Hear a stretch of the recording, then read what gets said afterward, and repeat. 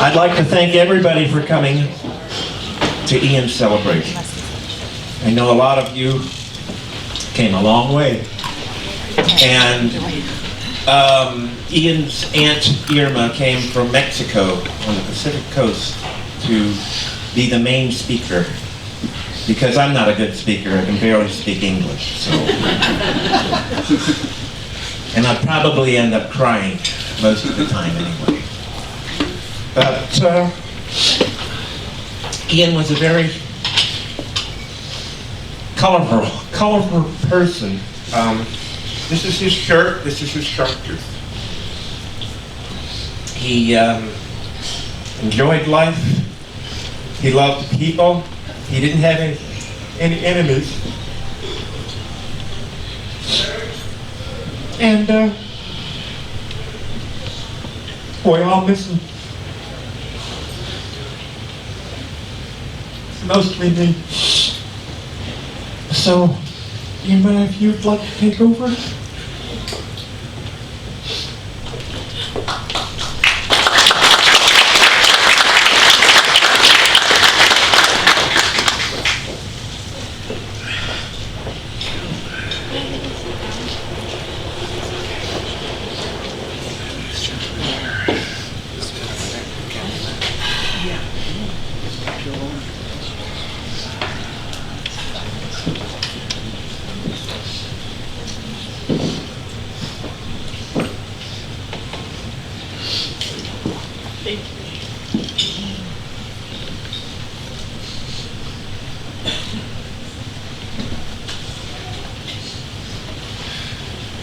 It's very difficult for anyone to speak under these circumstances, and of course, especially for Mark.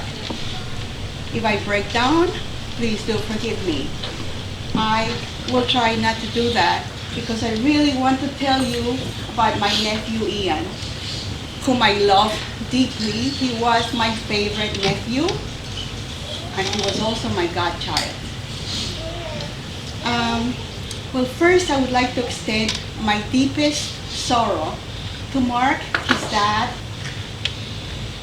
to everyone on Mark's side of the family, his uncles, whoever is here. I would like to extend my sorrow to John's stepfather, to Ian's stepdad, sorry, John, to Ian's stepsister, who was like a sister, Jessica, to my family that are present here and to those that are not present here. Ian's, as you probably know, Ian's mom died not too long ago, and it's very difficult for any of us to be here and to handle two tragedies, one right after the other, within such a short period of time.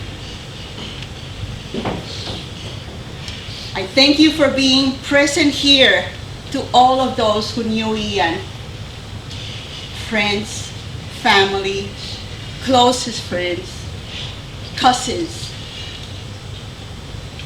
friends of my sister Cecilia.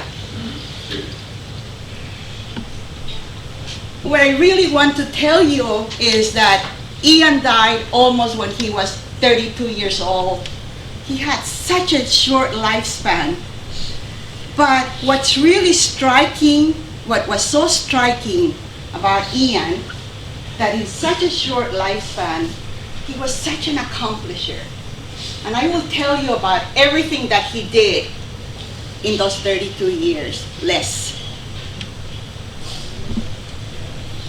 But I also want to tell you that Ian was very sensitive. He was loving. He was fun. He had an infectious laughter. He was honest. He adored his dad. He loved his mother. He loved John, his stepdad, his sister. Loved family. He had so much fun because we are such a large family on our side of the family, on his mom's side of the family, and he never really got to meet all all the cousins or all of the uncles or great uncles in Ecuador. Ian was half Ecuadorian and half American, born in the States, right? So whenever he met someone new, it just filled him with joy. And to see all of these cousins or great aunts or uncles, it was for him, it was, oh my God, this is great, a big hug, and he was so proud of it. One of the things that you might not know about Ian is that he was also a descendant of the abolitionist, John Brown. And he actually, when you have a chance, if you come up here, he modeled this sword that he made himself because he wasn't a sculptor. He modeled this sword after the sword that John Brown used.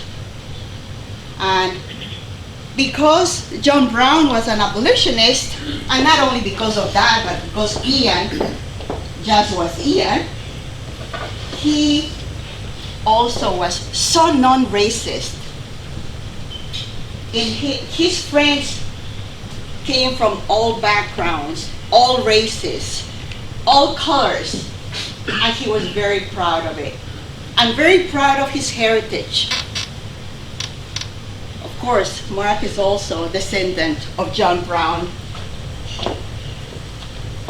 He did so many things. I need to refer to my notes before I can tell you. Ian was very much the son of his mother and his father. He owed formal education to his mom, my sister Cecilia, who tested him when he was extremely young because one of the teachers in first grade had thought that Ian was retarded because he wouldn't talk. So she had him tested by the state, and it turned out that he was a genius. He was very modest. And because of that, he had an extremely high IQ. He couldn't go to regular schools. Throughout all of elementary school, he went to the Lighthouse schools here in Florida, where he was able to relate to other kids and to fit more into that group of kids. He was an ecologist at the age of 4. He was already picking up turtle eggs on the beaches here in Florida. And his mom took him to all classes of arts and crafts, everything that she could think of. And his dad, at the age of 5, took Ian snorkeling. And he became an excellent snorkeler. And that was one of his sports throughout his lifetime. And this is why I'm telling you that he owns certain parts, certain aspects of his life and what kind of a person he was due to the influence of both parents. And John, his stepdad, reinforced whatever Cecilia thought because they were of the same school of thinking. So let me just go back and so I can tell you what some of the things that Ian did. So, most of the snorkeling that he did here in the States was in the Florida Keys. And he loved going there with his grandmother, with Mark's family, side of the family. He just loved the ocean. He also, at the age of 10, he went to the British Virgin Islands with Mark, with his dad. And is that correct? Okay, and in 1999, very well traveled, this kid, he went to Australia. And also his Uncle Frank went with him and his grandmother. And they visited the Great Barrier Reef, where Ian always told me where Steve Irwin was his last day, very close to 3 miles away from a place where Ian visited, because he really liked Steve Irwin. Irwin or Irwin? Irwin. He also visited Fiji at that time in 1999. And in 2008, he went on a graduation trip with his dad. Did you go, or somebody else went with? Me and him. Okay, he went to England. They visited England, Scotland, Ireland, and Wales, Belfast, West Ireland, and they climbed Mount Snowdon. Snow. So, let's see. Well, you know, he also visited Ecuador, because he was really, and we wanted to show Ian his roots on the other side of the family. And I went on that trip. I'm so proud of it. I'm proud that Mark has chosen me to speak to you. And we had so much fun. I was the aunt that dared to do the things that nobody else would do with Ian. And it is one of the reasons why he really liked me, because he loved these extreme sports. And, you know, I was actually able to keep up with him. So he thought, oh my God. And he told Mark about it, and Mark told me. And, you know, we visited so many places, the area, and John went on that trip too. It was amazing how you kept up with them going around that lake with the volcano, and you disappeared, and we thought we had lost you. And right. Cecilia and John wouldn't go up, and we hiked all around this volcanic lake. And, you know, Ian was just, and actually part of the trip only, I shared a room with Ian, only part of the trip, because his socks after hiking were just incredible. I said, no, I can't do this. They were stiff on top of it, because the part that we were staying at was cold, and our feet were wet, and he put them to dry next to a fireplace, and then put them back on. So that was not so easy to live with. But anyway, so, well, you know, he visited so many places. Let me see, I can't find my notes. Because I do want to tell you what other places. Anyway, maybe I'll tell you later, because I just can't find everything. And yeah, so in Ecuador, we went to all different areas of Ecuador. And but at one point, because Quito is the highest capital in the world, and Ian was not used to the altitude of Quito, the capital of Ecuador, Ian did get sick and was throwing up. And, you know, because we had been in this spa, which has natural, really boiling hot water, huge swimming pools of hot water. And after that, Ian had a big steak, and in and out of the, and it was cold, very cold, the climate, because we were very high up. But Ian went in and out of the hot water, ate steaks, and all kinds of things. And after all of that, we were staying in a cabin. And after all of that, he puked. I do remember that. It was unbelievable. how many times? Quito is at 10,000 feet, and the mountains go up from there. Right. So, yeah, but that was such a fun trip that we will always remember. And I am so glad, I am so happy that I was able to share that with Ian. I shared many things with Ian and with my sister Cecilia. And yeah, so Ian started, I told you already that he started going to the schools of the Lighthouse schools, 1 through 6th grade. And after that, on 5th grade, he was tested again, and he again tested as an outstanding student. And already they decided that Ian had to go to creative school or schools of the arts. And let me see what was next in schooling after that. I'll refer to that.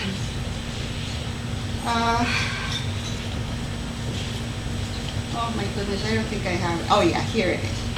All right. Yeah, so he tested all in 5th grade, all A's, and outstanding achievements in reading and reading comprehension. And in 1998, he went to the Middle School of the Arts, the Dreyfus campus on the West Palm Beach. And so he was there for a couple of years, right? I guess 7th and 8th grade or what? Right.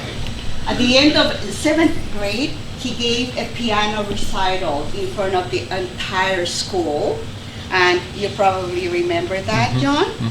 And so that was fantastic. So you know that he also played the piano. Very early on in life, Ian started to draw and paint. This is before he even entered school.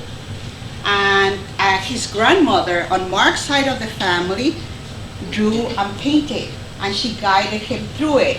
But also my sister Cecilia used to dabble in painting, and she made sure that whatever Ian showed a talent for, he was going to be supported in that talent. And so it was wonderful. As an only child, you know, it's hard for parents to have just a child if you're going to lose that one child. But it also provides children with a tremendous amount of attention, which is what Ian had growing up. Each parent wanted to give him the best.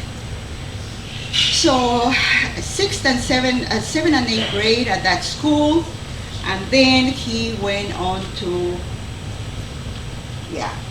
between the 11th and 12th grades, he went to, for 6 weeks during the summer vacation, he went to the Maryland Institute of the Arts, and that was in 2003. And when he graduated on time from high school, he went on to that school to get his bachelor degrees to MICA, Maryland Institute of the Arts. He wanted to be a sculptor. Cecilia said to him, she supported him right through.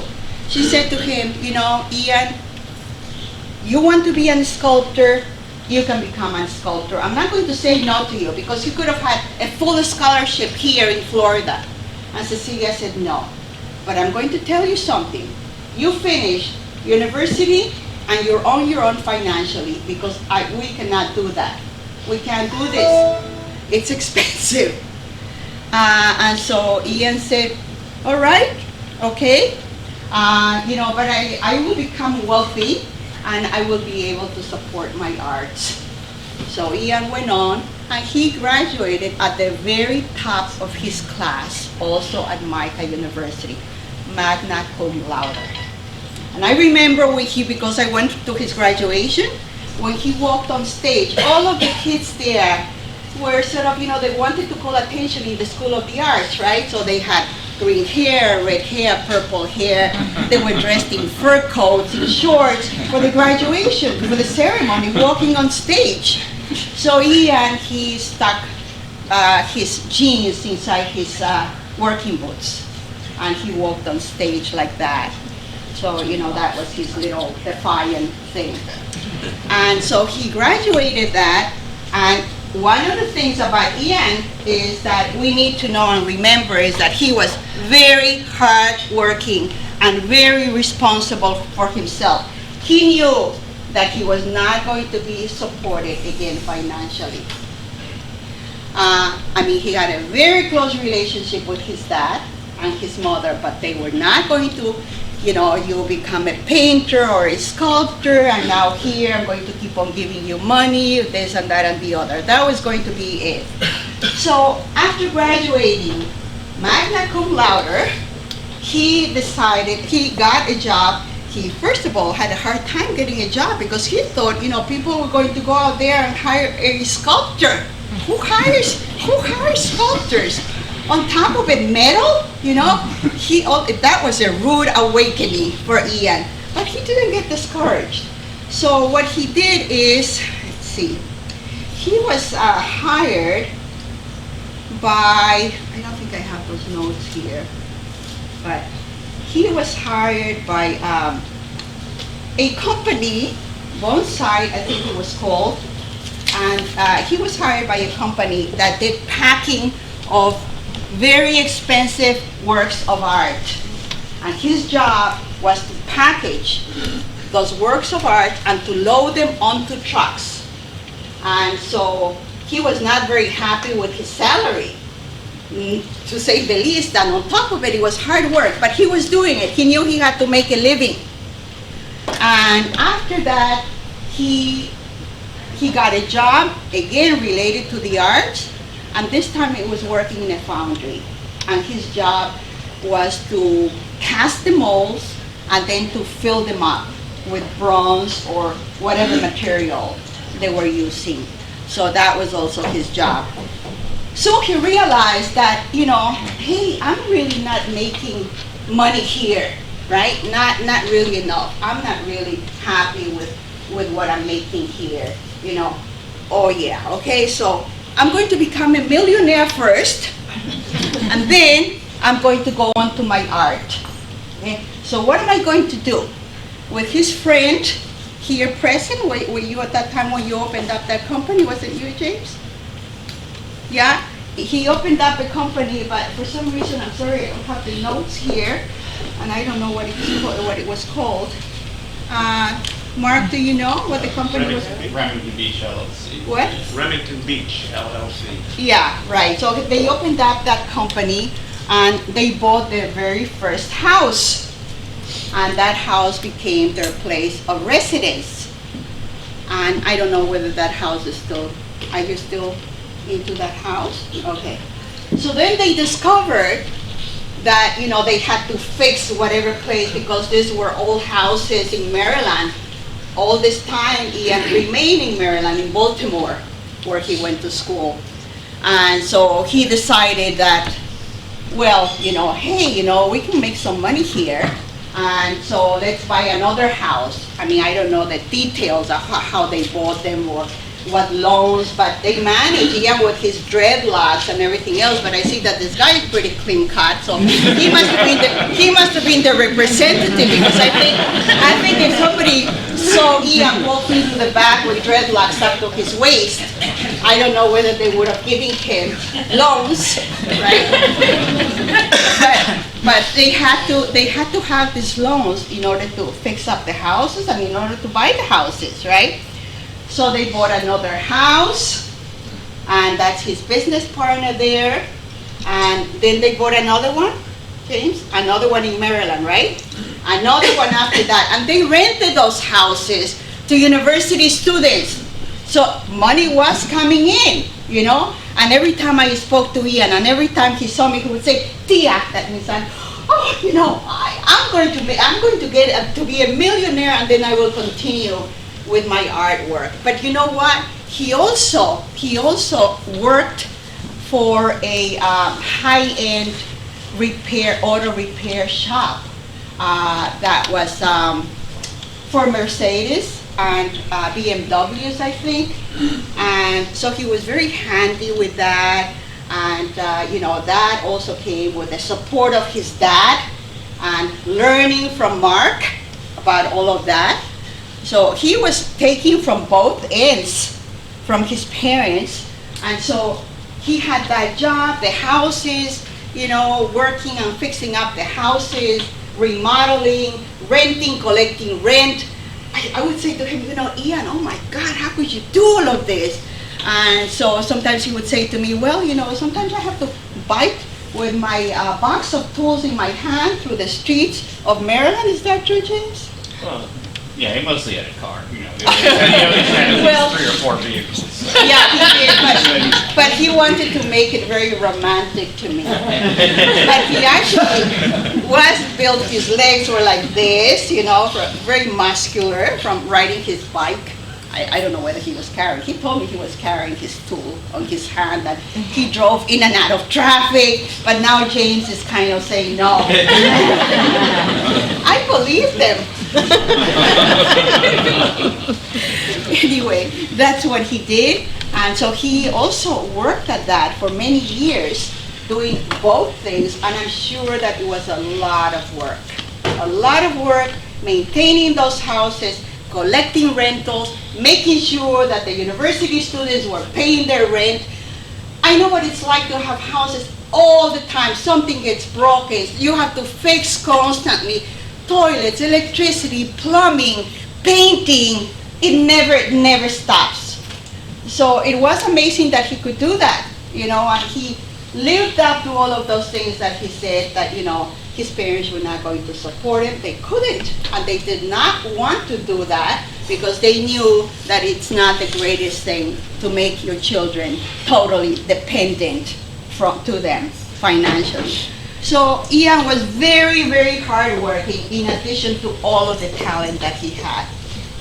I forgot to tell you that when he graduated from university, this was his graduation project. These hands that you see here, which you can come and see, you know, whenever you want to later on. And he used for models his own hands. What are they made of? Anybody know? They're cast iron. They're cast iron. And his friend's hands and his own hands.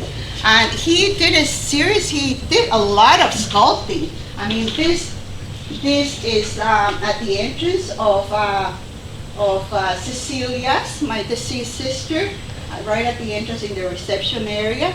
This is also something that Ian did. And look at it, that it's made of wood. The wood that his father had worked with and taught him to work with. Again, a child of both parents. He became, in addition to everything that I'm telling you, who can do all of these things and be only 32 years old? It is amazing. In addition to that, he was also a minister. And he married 2 people. Anybody present here? 2 couples, right? Are they present here? Here, this is a copy of his certificate. Yeah, right? A minister. These couples that he married must have been really hip people, because with his dreadlocks, 2 couples. 2 or 3 couples that I know of. Yeah, they just wanted to have that kind of a minister. He was, physically, Ian was beautiful. Ian was beautiful. He had a beautiful body. His face was gorgeous. You couldn't really see it. Well, as you can see on you were looking, I'm sure, here at the videos that he was beautiful from the time he was a child, gorgeous. Everybody would stop my sister Cecilia in the streets to look at Ian, and he was just absolutely gorgeous. So, yeah, he did a lot of the sculptures are not here, but he was very prolific. I don't know how he managed to do all of that. And also, Mark told me that he did something called Tesla. Tesla coil. He built Tesla coil. Okay, I don't even know. A what? It's shot. It's essentially a machine that generates electricity in and of itself. So it was very cool. You could, after he built it, it would shoot lightning bolts. But if you held a fluorescent light next to it, it would make that light light up without even having to touch it in any way. So he invented that whole thing. He didn't invent it. Nikola Tesla. Oh, I'm sorry. He was the original maker, but not many people knew how to make a Tesla. Well, I am so glad that you guys are here to correct me. Even explain what that is. But yeah, that was also part of his project, but they couldn't fire it out because the school said it was dangerous. Too dangerous. Yeah, too dangerous, so they couldn't do it. As I understand, the building started to shake. Oh, They left it overnight, and the building started to Really? shake, and so Oh my they asked them to dismantle it and get it out that day. We did use it in the parking lot, though. Yeah. well, Ian, in his 32 years of life, did so many things,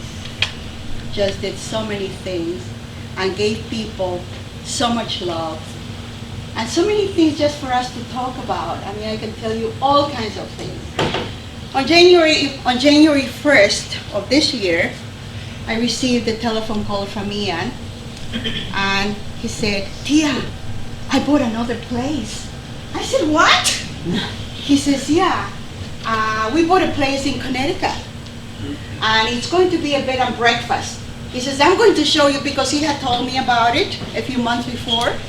And so he said, I send you some photos by the telephone. He did, but I didn't get them. So he says, I'll send them to you email, and he did. And I couldn't believe the size of this bed and breakfast that you guys bought. It was amazing, and he was so enthused. What a beautiful place. All wooden stairways going up to the second or third floor, and it had been an old bed and breakfast, and it was an hour and a half away from New York, is that correct? And a lake nearby, and that's what he was going to do. He was going to move away from Baltimore, and he was going to move to Connecticut and run the bed and breakfast. And he was also, in addition to that, going to have his repair shop, which, by the way, he was already working for himself on his own repair shop. He was no longer working for the company that he had been working for. He had had his repair shop by now for at least a year. So, yeah, that's who Ian was, aside from all of the sensitivities that he had. And then I received a call from my sister Pilar a few days later, a week later, to tell me that Ian was in a hospital in Baltimore and that he was unconscious. And, first we were very hopeful the first 2 days, and 2 days later, and my sister Pilar and one of Ian's cousins, who is not here now, she couldn't be, because she was with him for that entire week that he was unconscious. My sister Pilar was there with him every day while he was at the hospital. Of course, his dad flew immediately there when he heard.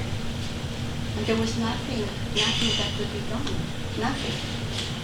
And unfortunately, I would say that Ian stopped breathing on his own. His uncle Frank was there. The two of you were there, taking turns supporting Mark.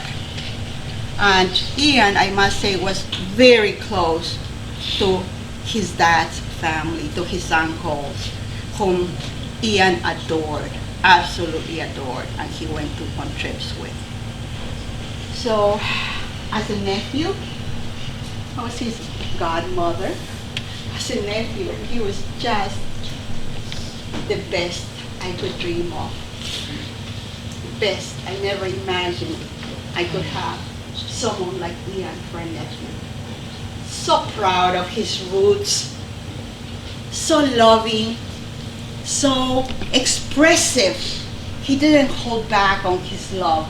He gave big bear hugs. His laughter was loud, full of life, contagious. Right? Have I exaggerated? Have I made it up? Not at all. That's who Ian was.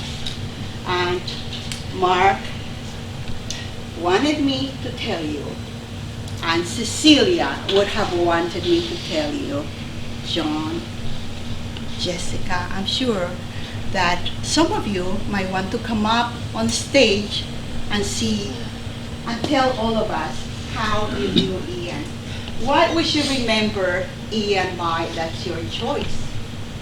Very difficult for me. I don't know how I'm standing here telling you. Maybe it's because I really have the desire to tell you, for you to know what Ian was like. Thank you for listening.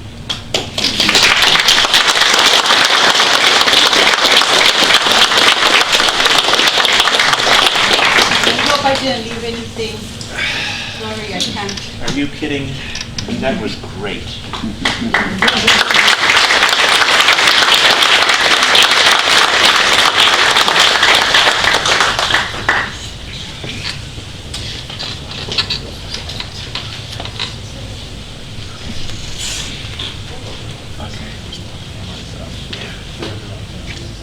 Yeah, go ahead.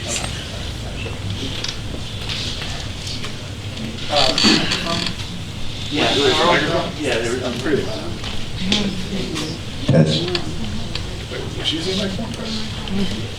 Hello, everybody. I know some of you here know who I am, but I've been friends with Ian for almost 20 years. We met at Turtle Camp. We met at the Marine Life Center at Juno Beach. Ian was involved with it too. They did like a summertime camp for kids where they would, it was like a working camp where you go in, not like a slave camp, it was like a working camp where like, I mean, it was fun, but we had fun and we were well taken care of, I promise. But we get to go there and learn about, so the hospital is a sea turtle rehabilitation center, and we would go there and, we'd like feed the turtles and go down the beach and learn about just anything and everything about sea turtles, and we get to work right there and at the center. And I met him there in between 6th and 7th grade. So Ian was 6 days older than me. Our birthdays were only born 6 days apart in 1986, and so we met at that camp and hit it off immediately, and then soon found out, in talking, that we were both going to be going to the Middle School of the Arts the next year. Did Ian go there 6th grade too? Or did he start 7th grade? I can't remember. But anyway, I started there 7th grade. And then we just kind of immediately hit it off. We went to school together, 7th through 12th grade, because I went to the high school of the arts as well. And he was just always one of my favorite people. We had a lot of really good times and good memories together.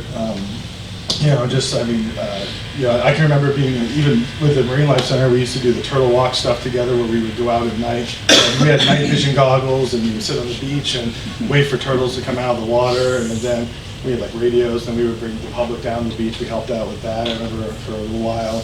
And, just sitting there on the beach with Ian at night with night vision goggles, talking about who knows what. It was just a blast. And then all the times we spent at Mark's house, Mark is a really calm guy, very nice guy, but he had it with us a couple of times, because we'd be in Ian's room, like, throwing boots at each other and hellos.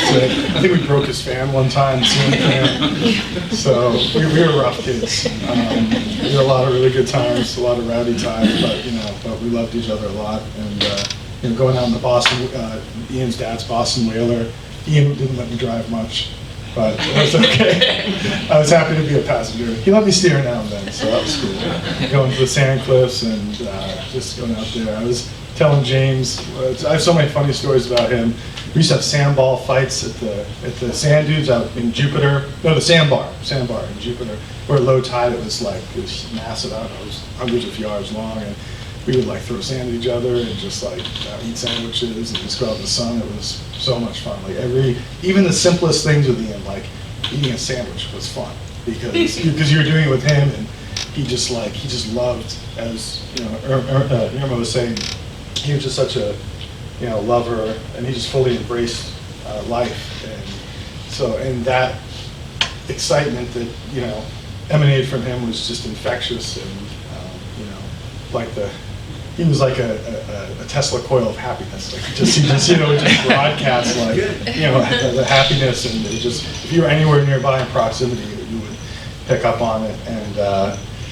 And I think myself and James and all the people that went to high school with in the back of the room, everyone here who knew him experienced that phenomenon, and it was really something. I can't communicate to you all the wonderful ways in which Ian changed my life in such a short time with this microphone, to be here all day, but just had a lot of really good times with him. Just like I was telling Mark, just even some of the ways I eat now and the food choices I put together were shaped by him. My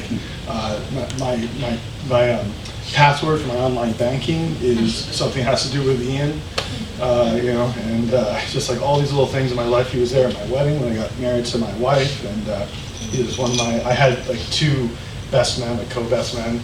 The other one was sitting back there, Donovan, at the table, and it was Donovan and Ian.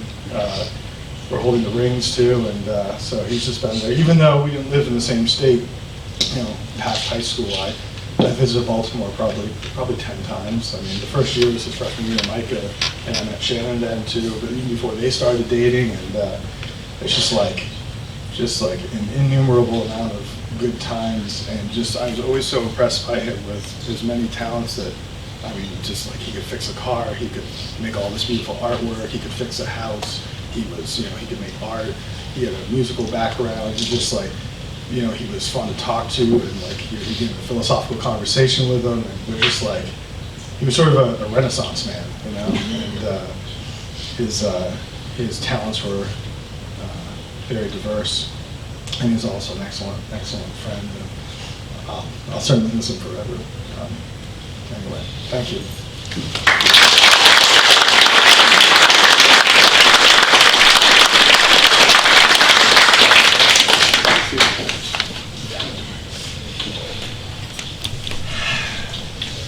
Well, would anybody else like to talk? James has a couple of stories that are good. And the time is moving on here. It's, I think we're supposed to be done at 4, and there's a video. But go ahead, James. Hello, everybody. I'm sorry, this is pretty hard. But, just want to say, Ian, like people have been saying, Ian was so many things and so many things to so many people. He was an artist, a sculptor, craftsman, fisherman, boatman, adventurer, an engineer. He could do construction. He was a mechanic. Just the list goes on and on. But most of all, he was just a dear friend, and a dear friend to so many people. And like Guillermo was saying, to so many people from so many walks of life. It didn't matter to him who you were, whether you were millionaires who I knew he was friends with, to just anyone on the street he would meet, and he was happy to help and lend a hand to anybody. And I remember, got a couple of stories just as an example. I remember after his mom had passed, and he was having some rough times with his girlfriend. He was really down and really having a hard time. He was staying with me, and it was winter, it was cold in Baltimore, and it was early morning, and we were outside going to his car, and there was a guy outside my house who was there with a roadside mechanic who had decided to just up and leave in the middle of a job just because he couldn't finish it himself.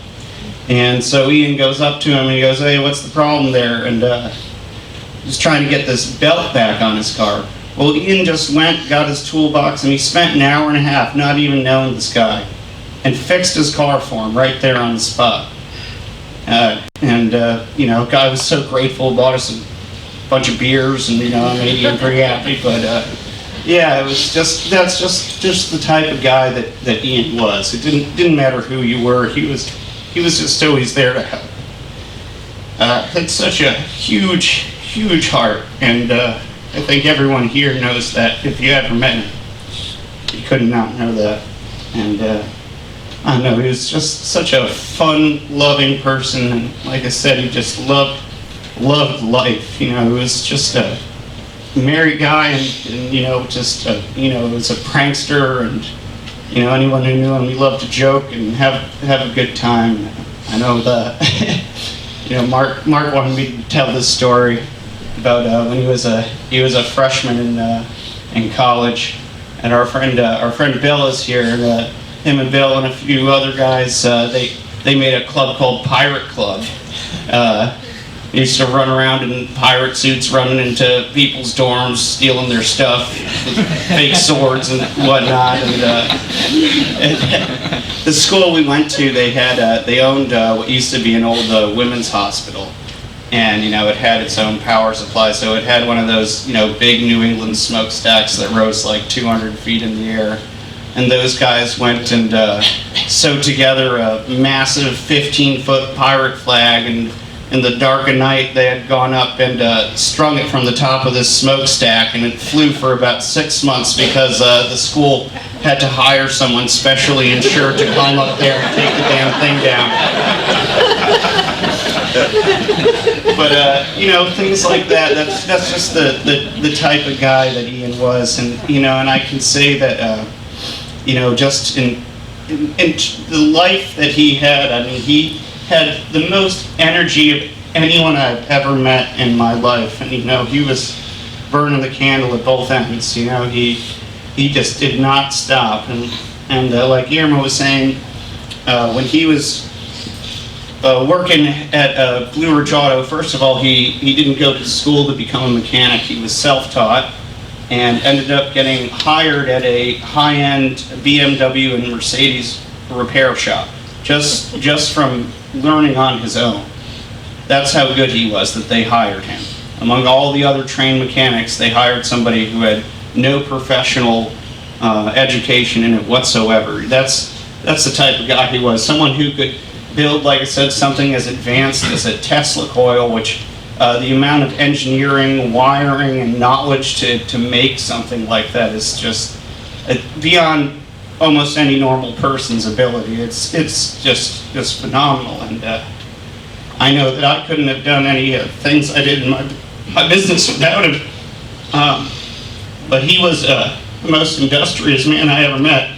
He was working 40 hours a week at the shop, owned 3 houses with me, and on top of that had his own business with a 2,000 square foot warehouse that he rented out. So he would work 40 hours a week fixing cars, get off work, fix cars until midnight, and then in the time between that, fix and repair these houses and collect rent from people, which I don't know if you've ever had to do that, but it's not the easiest task. But but he was such a friendly and good guy. It's just he just pushed on through, and it's just amazing how much one individual could get done in such a short lifetime. And all I could say is I'll never forget him, and I'll always love him.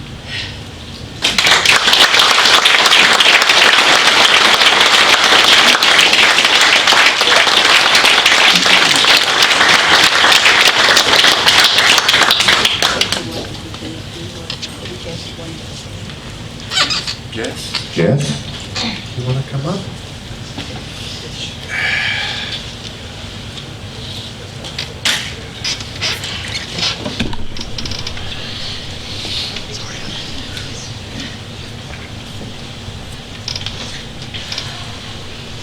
Hi. Ian was my brother since I was 3. And I knew him longer than he was my brother, so he always had an amazing imagination. And we used to play in the yard. My dad and Ceci lived in the same house for the entire time, so it's the same yard where he used to build things. Like I remember when he crafted his first sword, and when he had a bow and arrow set, and he taught me how to shoot, and so we would do water gallon jugs and pretend they were dragons, and we'd create this whole story about like we were defending the village or something like that. But and then the water that would gush out of the gallons would be the dragon's blood, and then we'd have to hack them to make sure they were dead, and then all the mud because there was all this mud from all of the water gallon drugs draining from being shot. We would pretend that was the meat, so we had to harvest the meat, so we made these giant piles of mud in the yard. I think we got in a little bit of trouble for that one. I feel like we were really dirty, but he just continued. We built like a lean-to teepee against the tree in the yard. We would just always be building things together, and like one of the last times I saw him was when Ceci was sick. We both came because he was living in Baltimore and I live in LA, and it had been the first time we'd seen each other for a while because we kept missing each other on Christmases. And so when Ceci was sick, we spent a lot of time together again, and he was so excited about that house in Connecticut and was sending me pictures of it. And the last time he text messaged me was about how in the middle of the night he was replacing all the locks on that house, and how he had plans to build a garden by a brook or something like that. and he was gonna dedicate the garden to Sassy and like build a bench for her.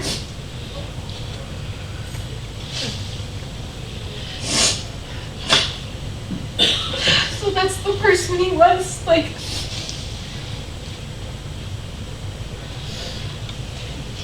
And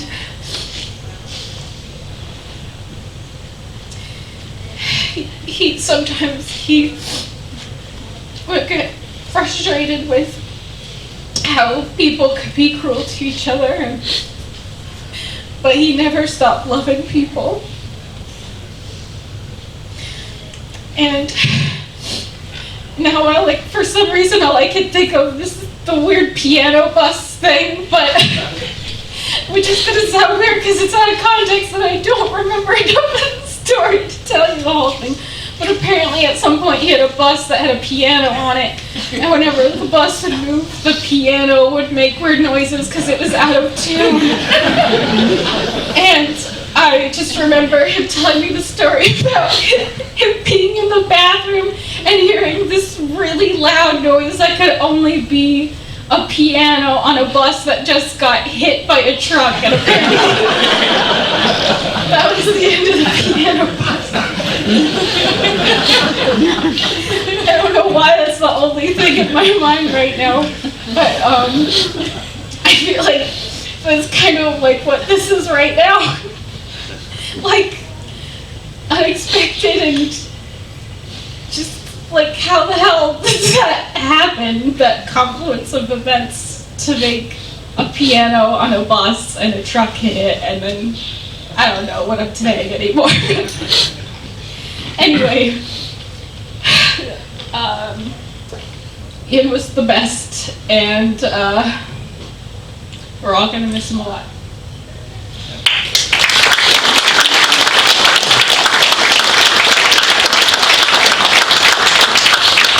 Ian was the best, not because he was my son, because he was Ian. Want to speak, John? And then we have a video to play, which is taking the place of me speaking. Everything that I can't say is in the video.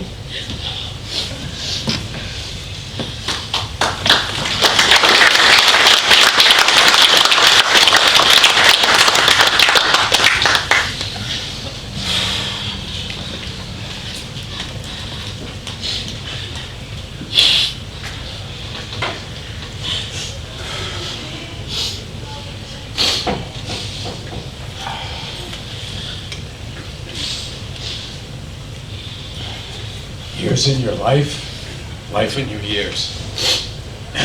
Ian had a short life, but he had a big life.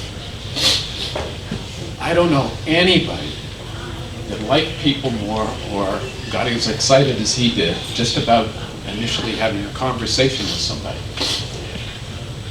Ian's voice. Did he have a big voice? Did Ian like to eat?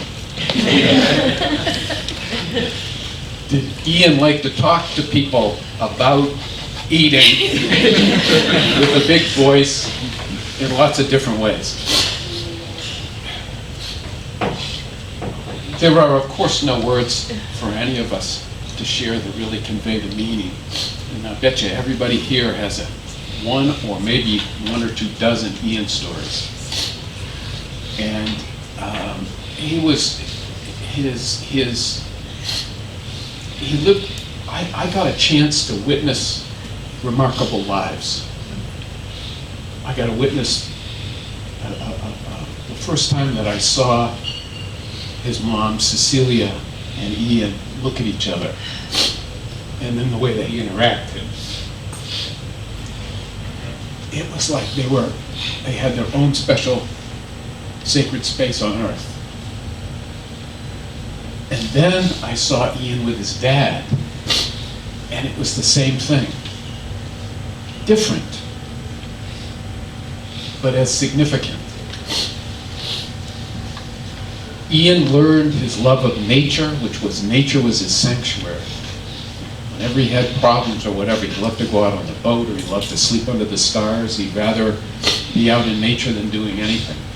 And he learned his love of nature, well, I don't know if he learned it, but he certainly experienced it, both with his mom and both with his dad. And I got to experience Ian feeling remarkable without trying to be remarkable. So I had the privilege of witnessing a remarkable life, experiencing a remarkable life with Ian and both of his parents. So we were in New York, and New York is a place where you'll see everything, and you'll see all kinds of different things all day long. And I forget exactly why we were there. I think we might have been visiting Pilar. Yeah, sure. We were visiting Pilar and the family, and Ian, being Ian, with dreadlocks down to Soho, had black boots on, a black long coat, and a top hat. And in New York, you're used to seeing everything, and it's a Saturday night, and everything is like busy, and the sidewalks are busy, and everybody's walking, and Ian's walking with his mom in front of me, and they're walking, and I'm walking about 6 feet behind, and as I'm watching Ian, and Ian was carrying himself with presence. He was walking in a way only Ian could walk when Ian was feeling good about being Ian, living large. He was in New York, but it didn't matter because Ian was in town. And he was, interested in just being himself. And as I'm watching him walk down the street, I'm noticing he and his mom end up being like this wake through the crowd, because it was sidewalks were like New York on Saturday night, like kind of this. And I'm walking behind him, and all of a sudden there's space behind, because as he's walking down the street, people start going like this. In New York, he was like stopping traffic. Not by saying anything, not by trying to draw attention to himself. He just had a presence, and I noticed it, and then I've never seen anything quite like this before in my life. He just had a presence that people could feel and recognize. He's walking down the street in New York, and people who don't know him are like getting out of the way, and it's like, should we get his autograph or something? He's walking by, and I'm walking by, and as I'm walking by about 6 feet behind, they're still stopped, watching him go. So I once asked Ian, I said, Ian, the dreadlocks, your mom supports you in whatever you do, but your mom's not in love with the dreadlocks, right? And he goes, yeah. I said, well, so why the dreadlocks? He goes, I feel good. It's me. I said, okay, I can respect that. I said, you do realize if somebody doesn't know you and you meet them and they see that you have dreadlocks, it may cause them to want a little bit of distance or not quite understand. He stopped and he looked at me and he goes, saves us both a lot of time. He said, if somebody is judging me because of the way I look, that's probably not somebody I have much interest in knowing. And I went, that's his BS detector. I get it. And so he had style. He had style. Charlie was in the back telling me about how they would take crackers and cheese and the garlic and the this and the that. When he got into cooking, it had to be a presentation. It had to be an artistic thing. And what would he do? He wouldn't just eat. He would have parties that would invite 30 or 40 people over. He would cook for everybody, and he's interested in the way it looked. And I went, oh yeah, sure. He comes back from school and he says, yeah, I'd like to cook some fish. I said, okay, we'll let you cook some fish. And he like started to look like a martial artist. He pulled out the knife and he's starting to cut. And all of a sudden I watch how he's cutting and it looks all of a sudden like you're watching Top Chef. Apparently, a brother of a girl he knew took him under the wing who was a top chef. And is that right? Yeah. And so Ian starts cutting and he starts making, and this is how we reduce the sauce. And the theory of this, and all of a sudden he's telling me about French cuisine, he's telling me, and I'm going, where did he learn all this? And he had a fascination of learning, experiencing, and sharing. He loved people. He loved living life large. I feel privileged to have witnessed a remarkable life. He didn't live as long as, but he lived large. The quality of how many, Ian lived just shy of 32 years. He probably lived more in those 32 years than a lot of people do, and maybe, a whole bunch more, maybe 100 years. And that's the lesson that I'm drawing from Ian, which is how to live life each day. I'll leave you with just two things that his mom left with me, which probably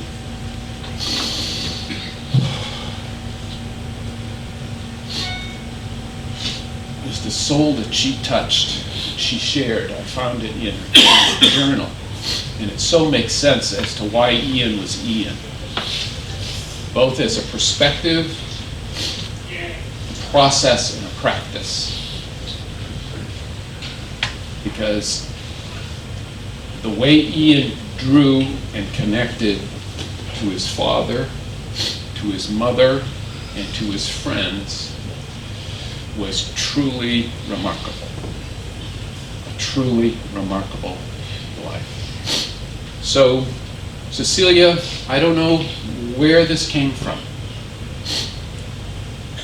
but it's something that I live every day by now. And I'm a little obsessive. I got these big pictures of Ian and Cecilia around, and I'm still talking to them. And the first one is, when we look at the world with the love of life, the world will reveal its beauty to us. The view is everything. A moment can change a day can change a life can change the world. When we look at this moment with the love of life, this moment reveals its beauty to us. When we look at this day with the love of life, this day reveals its beauty to us. When we look at the world with the love of life, this world reveals its beauty to us. You can essentially take that with this conversation. When you look at this conversation with the love of life, then this conversation will reveal its beauty to us.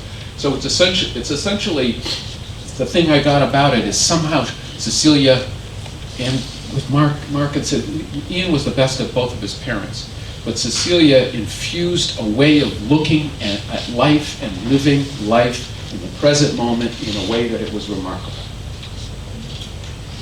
Truthfully, in his own way. He wasn't trying to do it somebody else's idea. He wasn't overly influenced. As a matter of fact, if you told him you didn't like what he was wearing, next day you see him, he'd be wearing something louder. Does anybody here know what I'm talking about? And the second thing Cecilia left me in her journal, which I brought with me because it's something that I keep close by at all times. It is important that we keep moving upwards, even when we can't see the top of the mountain.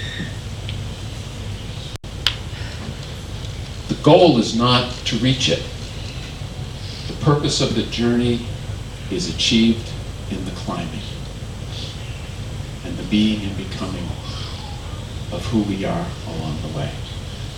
And then she signed it, Namaste, which is the notion of the light in me recognizes the light in you, and where you and I, the light recognizes the light, there is a oneness. And the second word underneath is mahalo, which is a Hawaiian word, which means heart to heart. The love in me recognizes the love in you. And when the light and the love, when the heart and the mind are one, in that oneness, we are whole. So, in that oneness, the present moment, when we look at the present moment with the love of life, then this present moment reveals its beauty to us. That's what Ian taught me. That's what his mother Cecilia taught me. That's what looking at Mark and Ian talk about something, and to Ian talking to any of his friends, or even talking about any of his friends, you could see and feel his light, that presence. And that presence, for me, is very much alive. His mother said, notice beauty. There's going to be all kinds of things that are going to ask you to forget the beauty in you or looking for the beauty in other people. All kinds of things are going to look to challenge you. Start your day connecting with beauty. For me, I didn't quite get it until she passed. Now I take care of her flowers, and for me it's like going to church.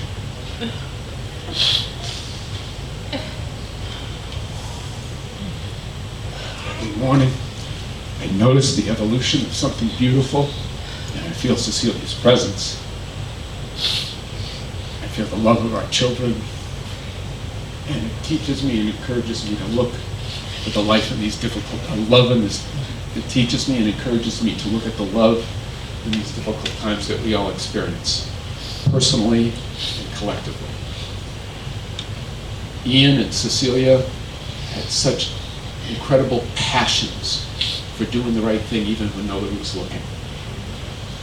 They teach me and inform me, and hopefully this thought, this notion, Cecilia would say, a candle lights a candle, and when that candle lights a candle, the candle loses nothing.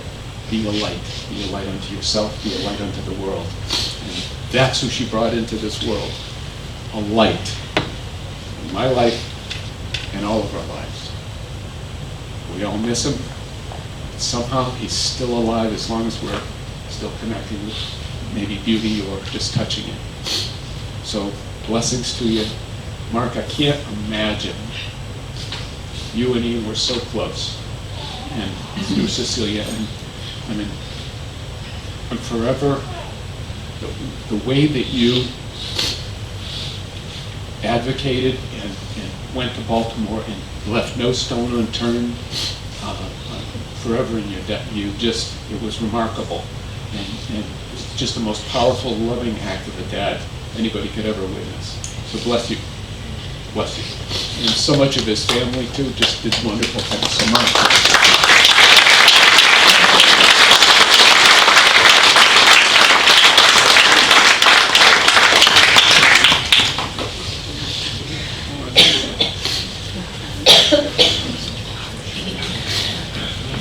Healy, you want to come up and say something? And then we'd probably play the video because we have a time limit.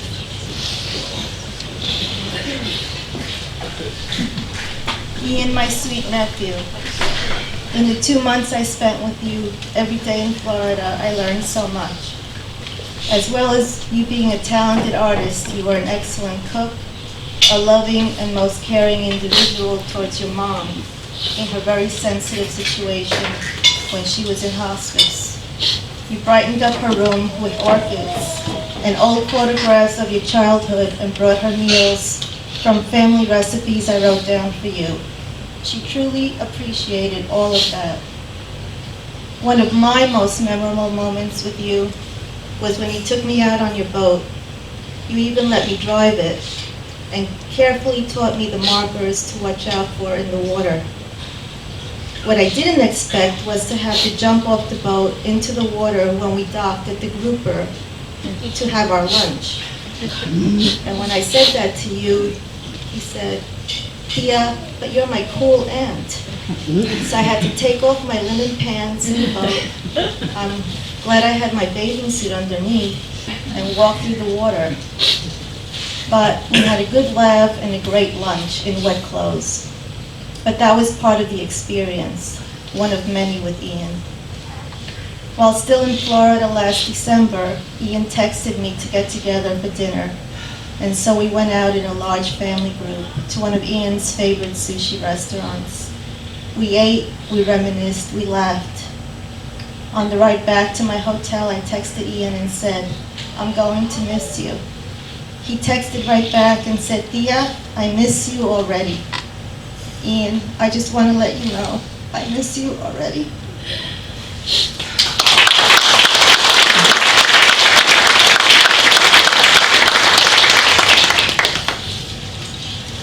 After today, we have a boat chartered off the Square Grouper, and the immediate family are going out, and we are spreading Ian's ashes right over the same place that Cecilia was spread. You are all welcome to go to Loggerhead Park if you like and stand on the beach, as there's only room for probably 15 on the boat. And I just wanted to tell you that in case anybody wanted to do that.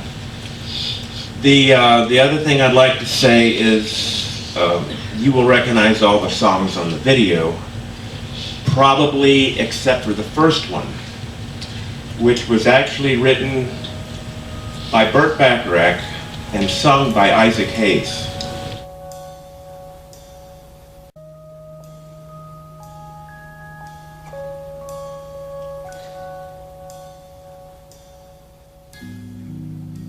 The windows of the world are covered with rain. Where is the sunshine we once knew? Everybody knows when little children play, they need a sunny day to grow straight and tall. Let the sun shine through, yeah.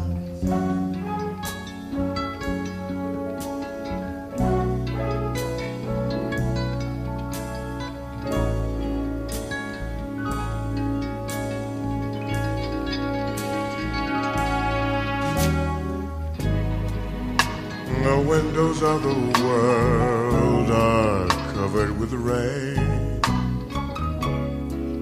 When will those black skies turn to blue? 'Cause everybody knows when boys grow into men, they start to wonder when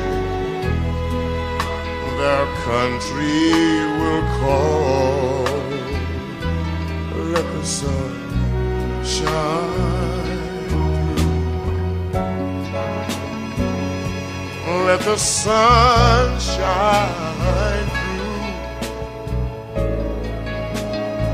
Let it shine.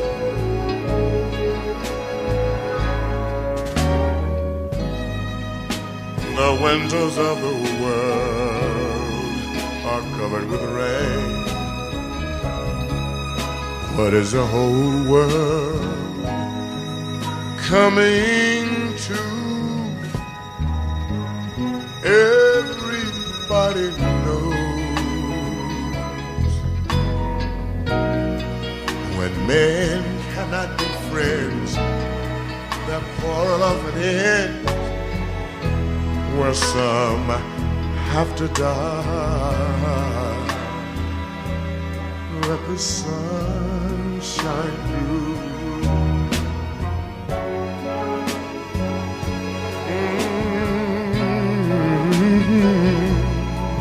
Yeah.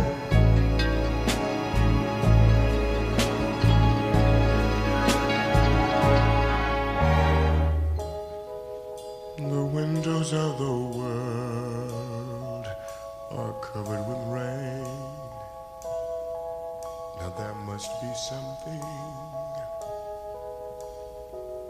that you and you and you and I can do.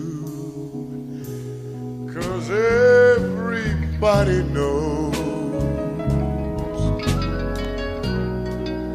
whenever rain appears, it's really angel tears. Oh Lord, how long must they cry? Let the sun shine through.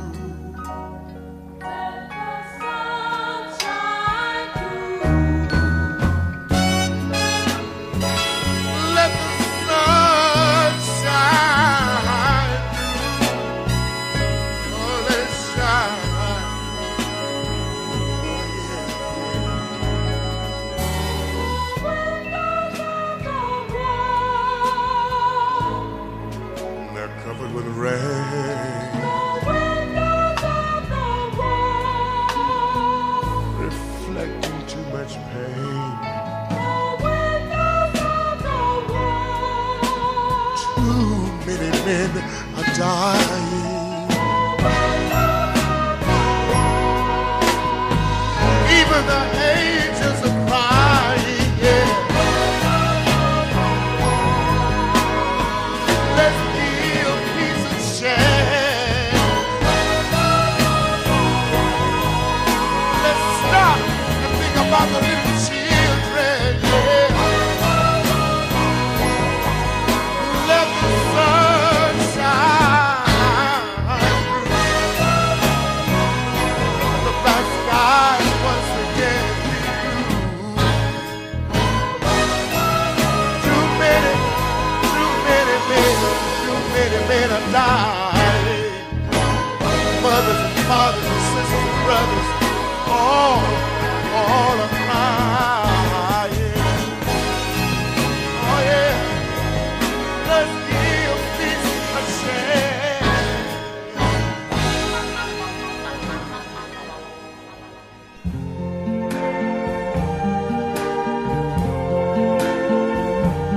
I see trees of green,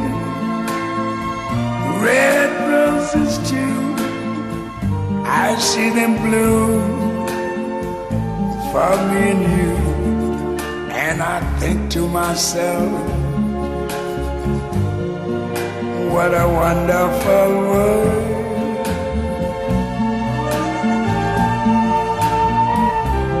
I see skies of blue and clouds of white, the bright blessed day, the dark sacred night. And I think to myself, what a wonderful world.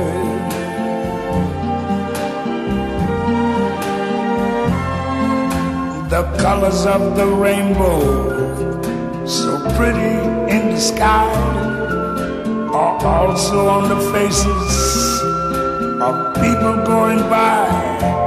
I see friends shaking hands, saying, how do you do?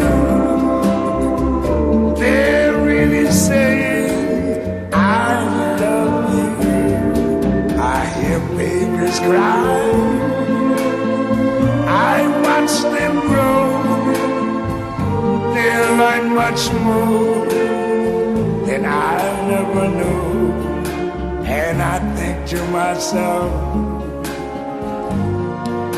what a wonderful world. Yes, I think to myself, what a wonderful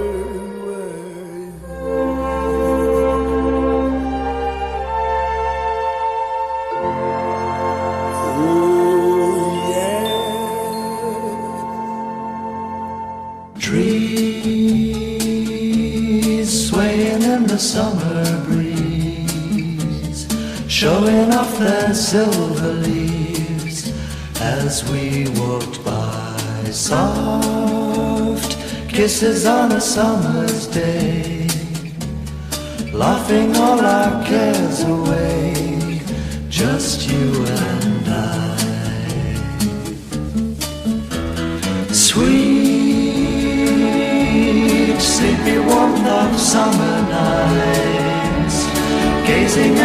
distant lights in the starry sky. They say that all good things must end someday. Autumn leaves must fall. But don't you know that it hurts me so to say goodbye to you? Wish you didn't have to go. No, no, no, no.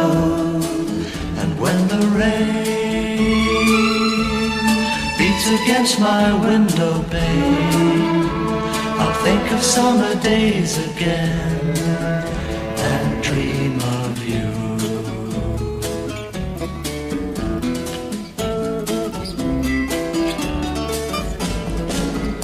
They say that all good things must end someday. Autumn leaves must fall. But don't you know that it hurts me so to say goodbye to you? Wish you didn't have to go. No, no, no, no. And when the rain beats against my window pane, I'll think of summer days again and dream of you. And dream of you.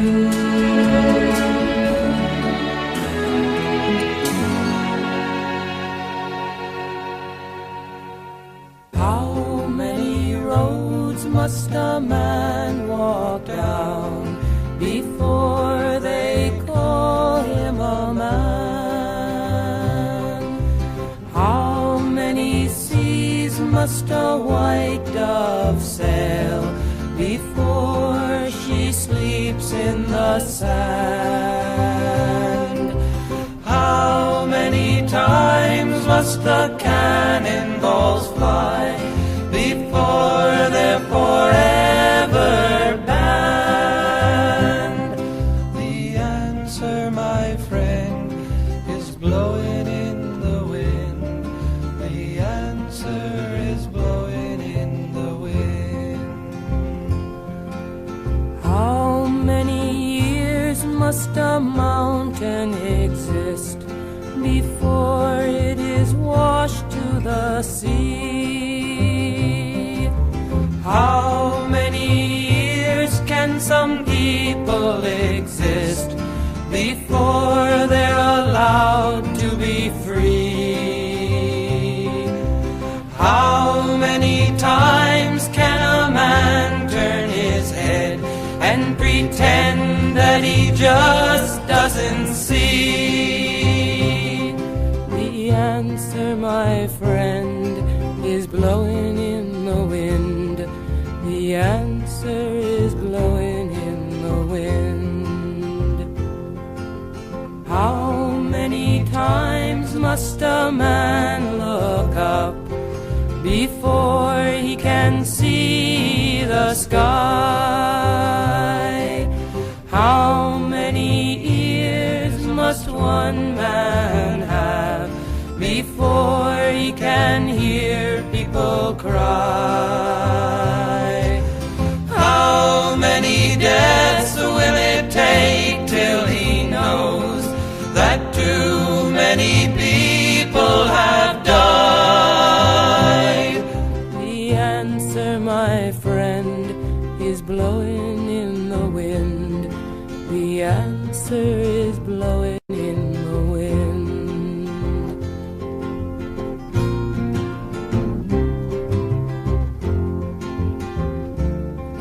The answer is blowing in the wind.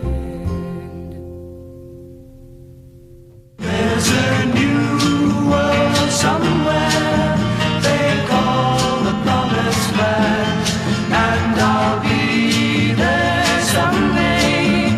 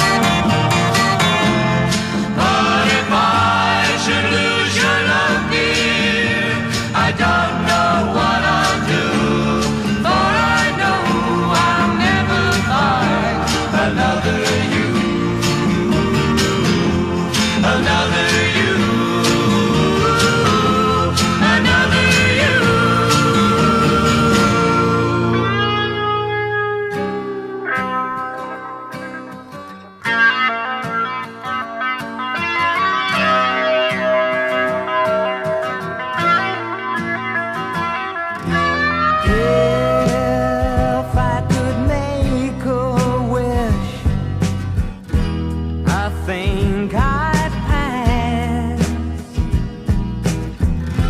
Can't think of anything I need.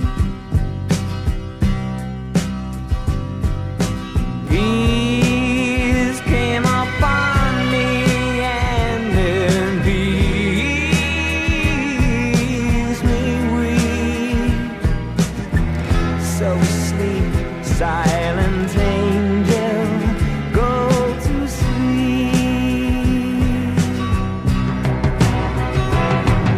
Sometimes all I need is the air that I breathe and to love you. All I need is the air that I breathe, yes, to love you. All I need is the air that I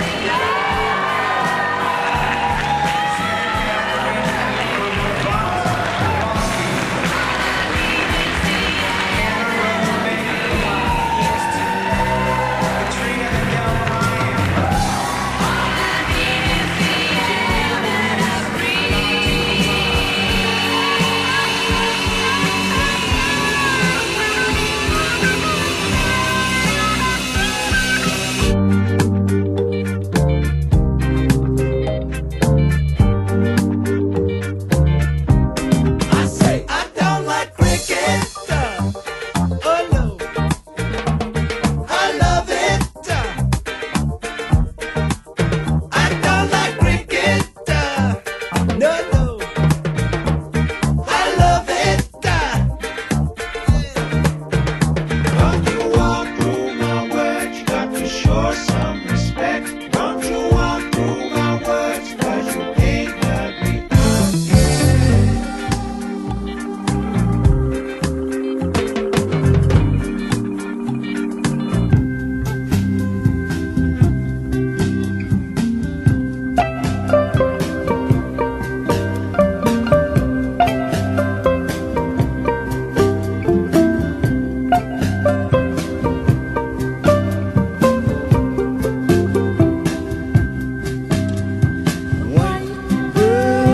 Bird in a golden cage on a winter's day in the rain. White bird in a golden cage alone.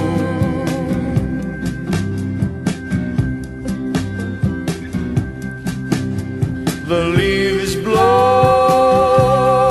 across the long black road to the darkened sky in its rage. But the white bird just sits in her cage, unknown.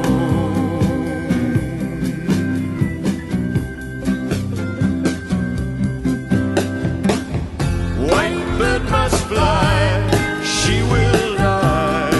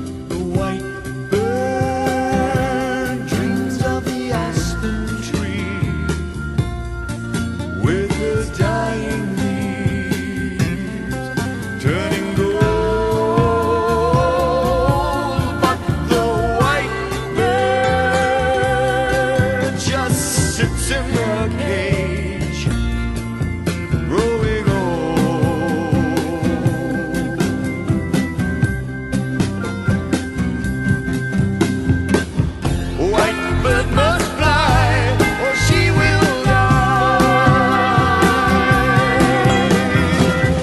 White bird must fly, or she will die. The sunsets come, the sunsets go, the clouds float by, and the earth turns slow, and the young bird's eyes do always grow. And she must fly, she must fly, she must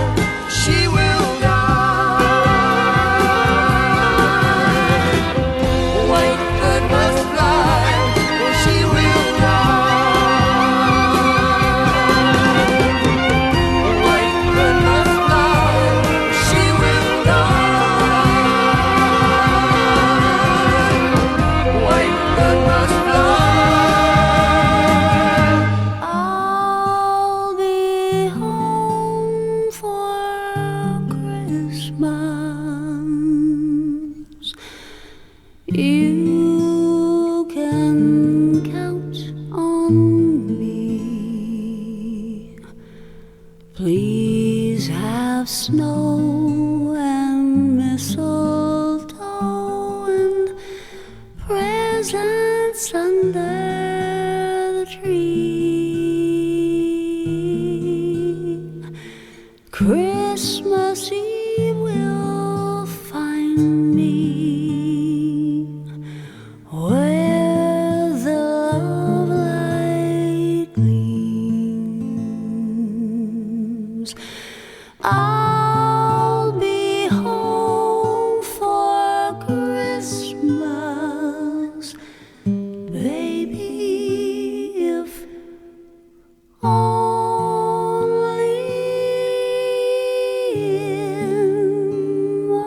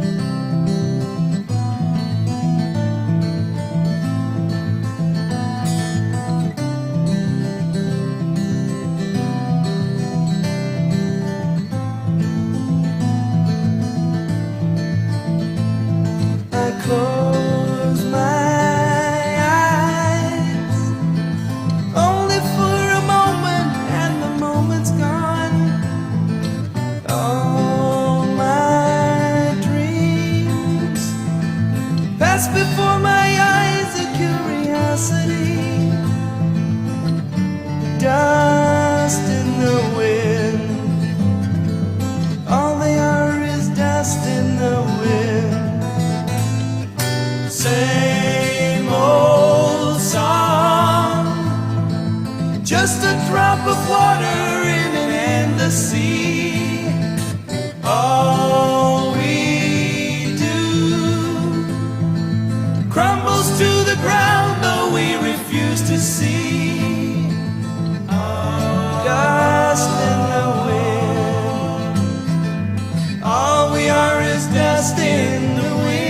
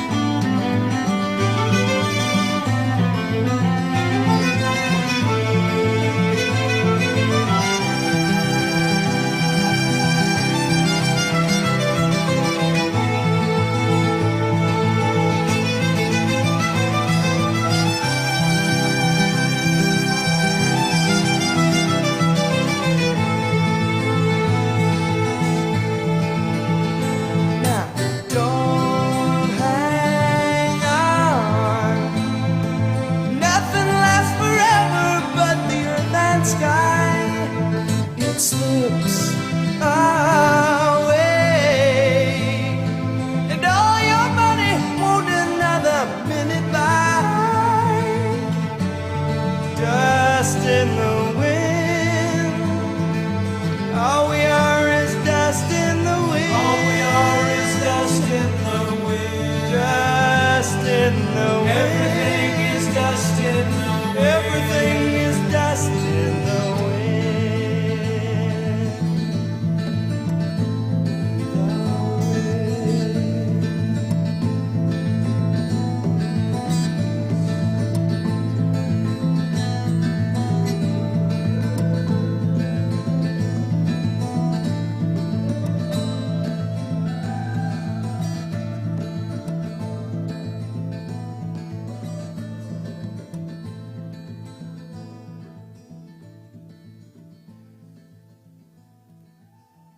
Somewhere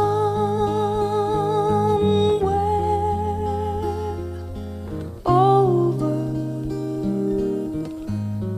the rainbow way, up high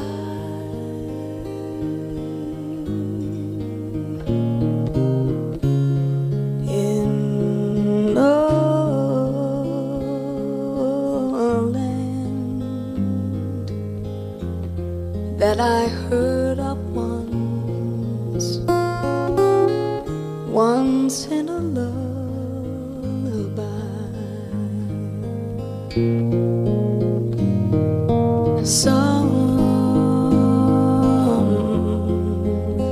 Somewhere over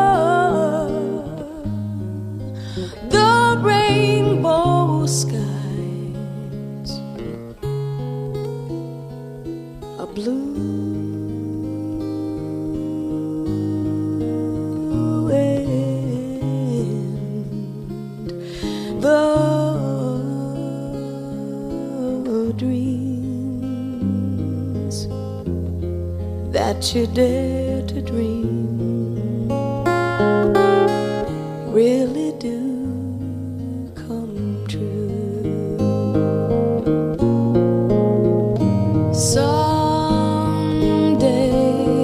I'll wish upon a star and wake up where the clouds are far behind me,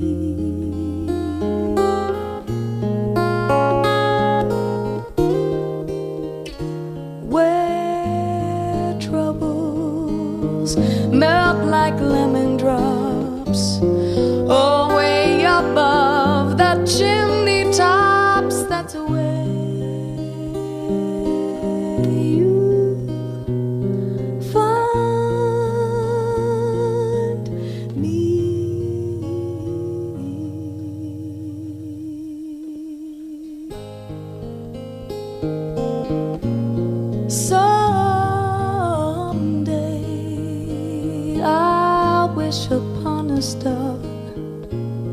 and wake up where the clouds are far behind me.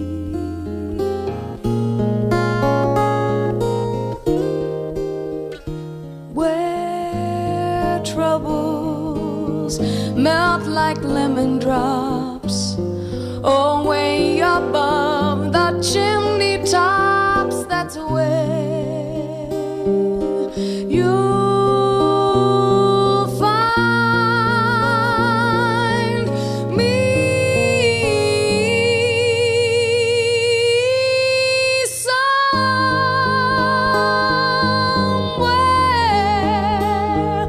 over the rainbow,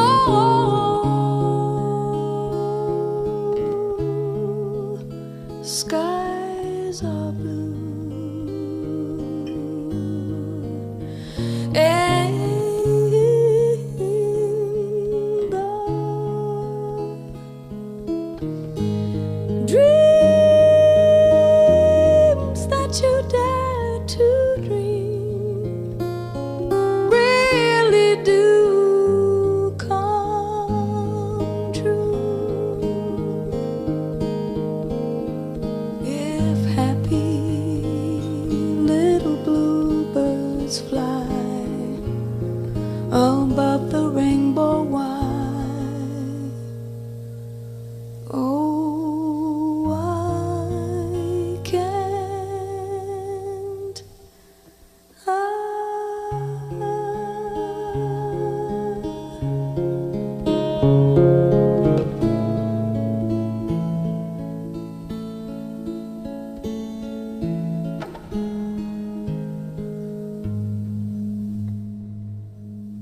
Spend all your time waiting for that second chance, for a break that would make it okay. There's always some reason to feel not good enough, and it's hard at the end of the day. I need some distraction. Oh, beautiful release. Memories seep through my veins. Let me be empty. Oh, weightless, and maybe I'll find some peace tonight in the arms of the angel. Fly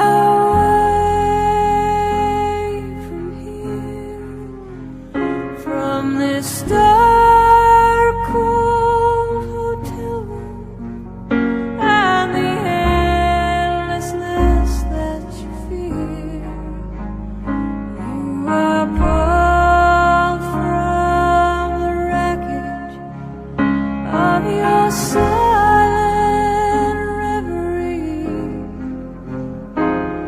You're in the arms of the angel. May you find some comfort here.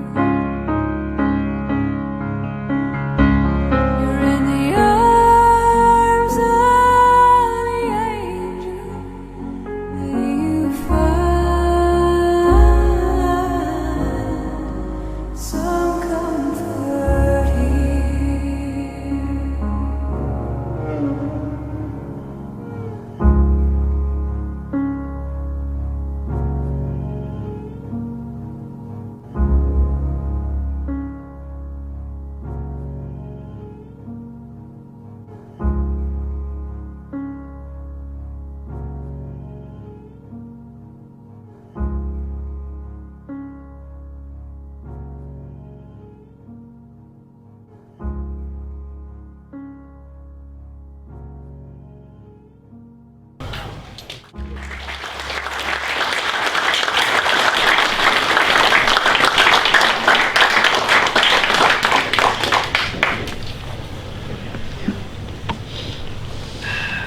Give me a hug.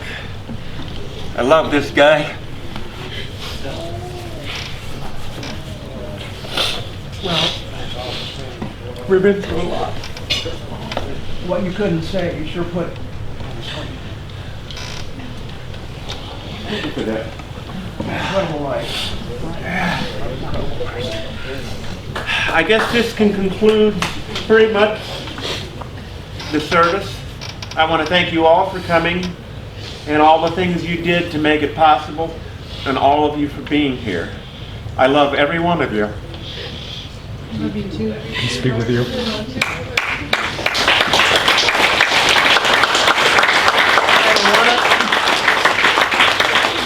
I want to show one more thing that this girl painted.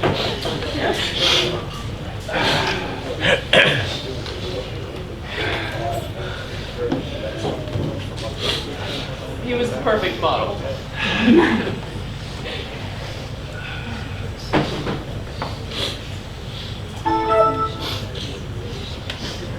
Take me a second to find it.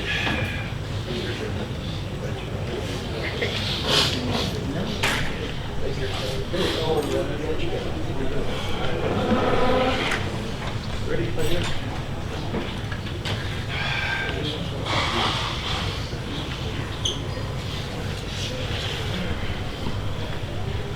Glasses.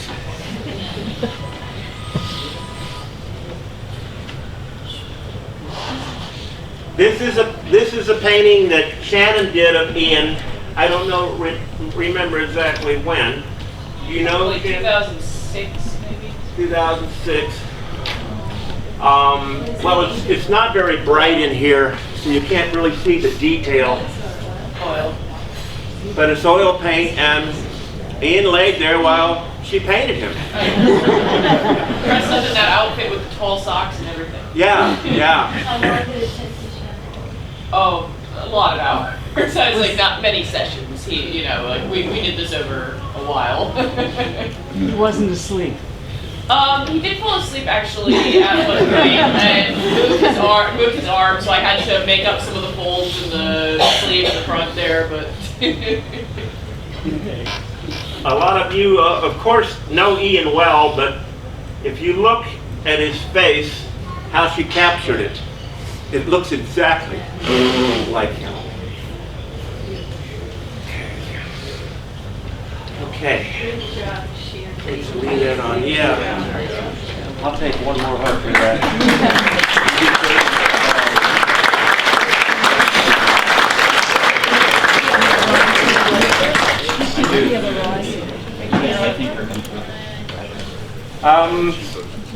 At this point, if you guys want to mill around and talk, more than welcome to. Have something to drink. There's still cheese up here, stuff to eat. We're going to be here probably packing stuff up. And then we're going to the boat, which is at the Square Grouper. The boat's probably going to leave around 5 o'clock. It'll probably take a half an hour to go from Jupiter Inlet up to off of Loggerhead Park, where Cecilia's ashes are spread.